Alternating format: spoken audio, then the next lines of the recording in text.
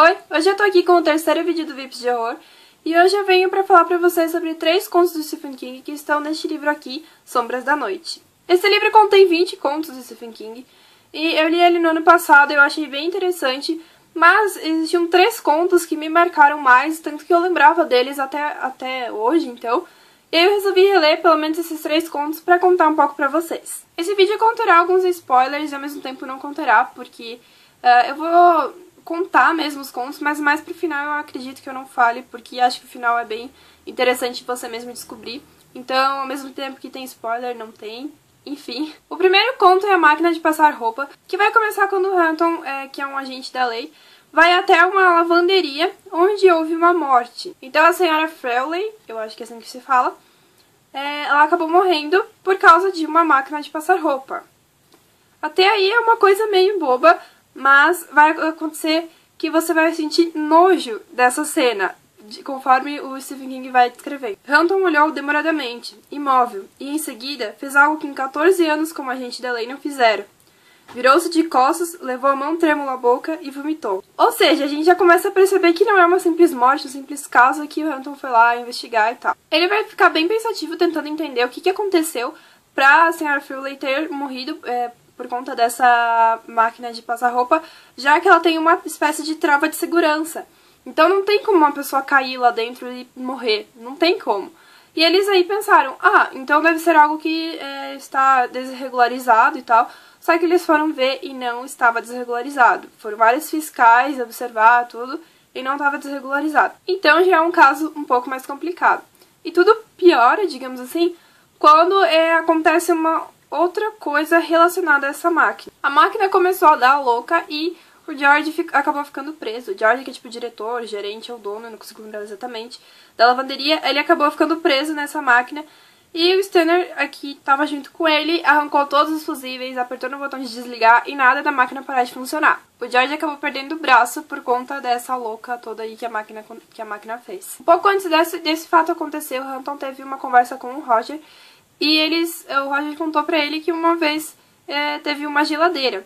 Que o cara, não queria mais a geladeira e deixou ela na frente da casa dele. Só que a vizinha, ligou ou telefonou pra polícia, algo do tipo, porque o gato dela tinha desaparecido. E encontraram o gato dentro daquela geladeira. O dono da geladeira, então, se desfez da geladeira e levou ela até um ferro velho, algo assim. E depois de um tempo, sempre encontravam coisas mortas dentro dessa geladeira. E foi então, quando o Hampton descobriu sobre esse fato ali do George ter perdido o braço, ele pensou e relacionou esse caso da máquina de passar com a geladeira. Hampton e Jackson se entreolharam calmamente. E naquele segundo, Hampton soube que era tudo verdade. Um demônio tinha se apossado do aço e das rodas dentadas e das engrenagens da máquina de passar roupa, transformando-a em algo dotado da vida própria. O Hampton e o Jackson, então, que o Jackson é um amigo aí do Hampton, vão discutir muito sobre esse caso. Mesmo quando é uma coisa meio jantar mais informal, eles acabam discutindo sobre isso. E o Jackson, então, faz uma pesquisa e ele descobre que realmente, então, essa máquina poderia estar aí sendo possuída por um demônio. E eles percebem que o Jackson acaba fazendo uma pesquisa e percebe que para a máquina estar possuída, ela precisaria de sangue de uma virgem e de mais alguns ingredientes, digamos assim. E então eles lembram que foi citado que lá mais pro início, antes da máquina de passar roupa começar a fazer todas essas coisas, teve uma moça que trabalhava na lavanderia e que acabou cortando o dedo. E aí eles começam a relacionar isso e vão até a casa dela pra perguntar se ela era virgem. E quando ela disse que sim, eles acabaram pensando todos os outros ingredientes pra ver se a máquina realmente estava possuída.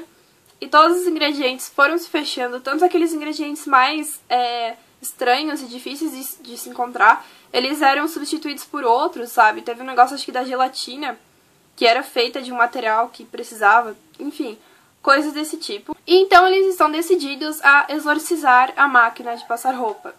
Só que as coisas não dão tão certo, vai lá mais lá pro final do conto, as coisas dão tudo errado.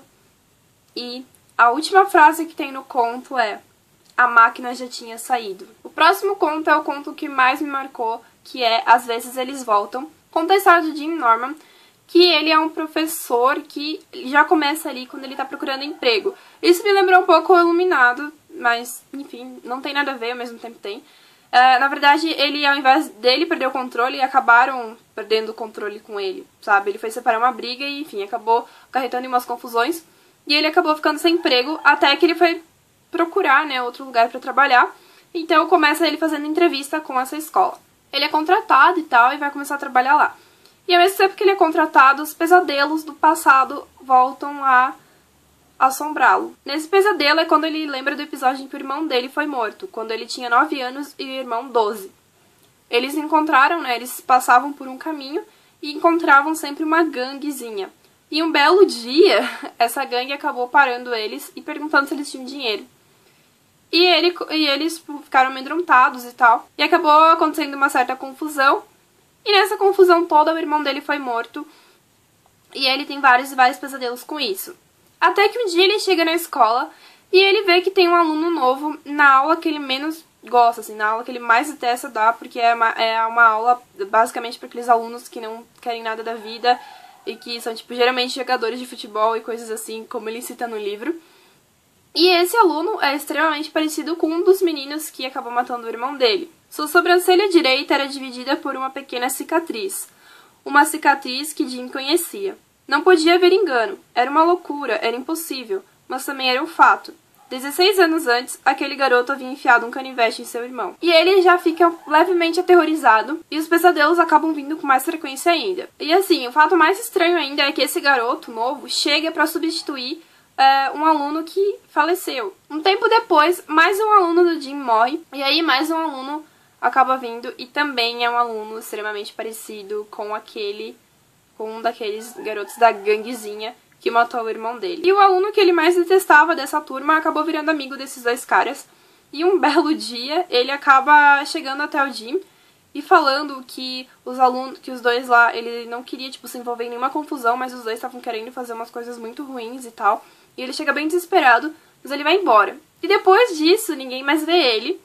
Então, como ele começou a faltar muito à escola, ele basicamente, tipo, não existiu, sabe? Simplesmente desapareceu. E então, entrou o terceiro cara que matou o irmão do Jim na escola. O Jim fica meio maluco e ele liga até o policial, que era muito amigo dele na época lá de quando ele era pequeno. E o policial fala que esses garotos já estavam mortos e, de acordo com a ficha deles, né, eles vieram de determinada escola. E a única coisa naquela cidade que tinha com esse nome era um cemitério. Então o negócio é muito legal. E o Jim, tipo, já tava imaginando isso e tal. E aí um dia eles acabam se confrontando. Eles ameaçam a mulher do Jim. E aí é que a coisa começa a ficar séria. E assim não fica só numa ameaça funeral. Como um balé em 3 atos. A casa, a capela mortuária, o cemitério, rosto saindo do nada, rodopiando até chegar perto, afastando-se em novo rodopio para a escuridão. A mulher dele acaba sendo morta. E aí é quando ele larga tudo e resolve realmente, tipo, exorcizar eles e levar eles para outro lugar. E é quando ele combina de ir até a escola e ele faz um ritual muito macabro. E aí ele acaba se confrontando de novo com eles e tal.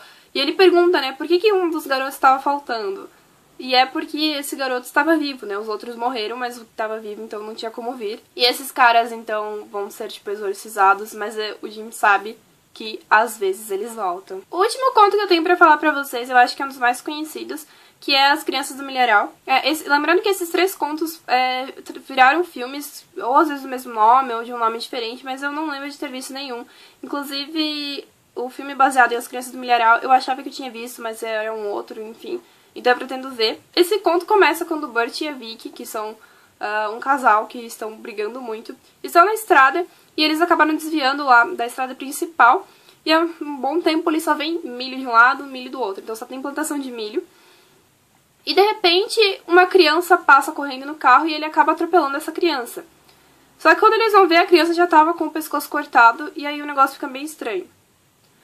Eles acabam colocando essa criança no porta-malas e vão até a cidade mais próxima, que é Gatlin. Chegando nessa cidade, eles acabam não encontrando ninguém. E ela é basicamente uma cidade fantasma. Tanto os preços de gasolina como de um restaurante, todas são coisas de pelo menos 12 anos atrás. E todas as coisas parecem empoeiradas e velhas, menos a igreja. Então, o Bert resolve entrar nessa igreja, mas a Vicky, como tá muito brava com ele, acaba ficando no carro. E o Bart entra sozinho lá e acaba descobrindo uma certa lista com nomes de pessoas relacionadas a nomes bíblicos também. E com o ano, tipo, de nascimento e o ano que elas deveriam morrer, ou algo assim.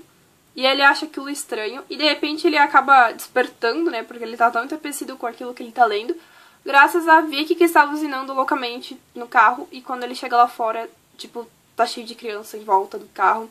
E são todas crianças com, tipo, martelinhos, machadinhas e machados e coisas do tipo. E aí ele vai tentar, então, tipo, salvar a Vicky e se salvar ao mesmo tempo. Só que acaba sendo uma certa guerra, então. Ele acaba ferido, mas nada muito grave. Só que ele perde a Vicky de vista. Então ele começa a correr loucamente até a direção do milharal. Ele tem muita impressão de que ele ouve vozes, que é como se o milharal falasse com ele. E também ele consegue ver que as crianças estão perto, mas não tanto, mas elas estão atrás dele. Até que ele chega numa clareira e lá ele encontra a mulher dele, a Vicky, pendurada, assim, tipo, numa viga, com as órbitas, tipo, tinham sido arrancadas. Os olhos tinham sido arrancados das órbitas ou as órbitas dos olhos. Agora não sei, ficou confuso, mas enfim. Seus olhos tinham sido arrancados, as órbitas preenchidas com sedosos fiapos de barba de milho. Sua boca estava escancarada num grito silencioso e cheia de sabugos de milho. E ele percebe o esqueleto também de um policial e de um padre. E aí ele acaba falando que ele percebe que, tipo, uma sombra no milho, era como se o milharal todo tivesse vida. E a trilha, tipo, a carreira, tal, o negócio onde ele passou pra chegar até a clareira de milho ali, tinha sido fechada. Então era como se o milharal mesmo tivesse uma vida. E aí ele lembra, tipo, dele ter visto toda aquela cena, e aí ele só vai, tipo, acordar, digamos assim, quando o sol já tá lá no céu, né, não é mais à noite, e todas as crianças estão lá, e eles acabam fazendo uma, tipo, discussão e tal. E a idade, tipo, mínima para as crianças morrerem era de 19 anos, e aí passa pra 18, um negócio meio macabro. Então é quase como se fosse uma seita, tipo, relacionada a milho e crianças. É um negócio muito estranho. Bom, então é isso. Eu sei que nesse livro existem 20 contos e todos eles são incríveis. E existem alguns outros que eu também gostei muito, mas esses eram os que eu lembrava mesmo e que eu queria muito reler. Talvez mais pra frente eu releia os outros contos que faltaram. Mas eu espero que vocês tenham gostado. Não se esqueça de se inscrever no canal para receber os próximos vídeos do Vips. E também, mais pra frente, todos os meus vídeos que eu sempre posto na sexta-feira. Clique em gostei, adiciona aos favoritos, compartilha, me segue nas redes sociais. E até o próximo vídeo do Vips.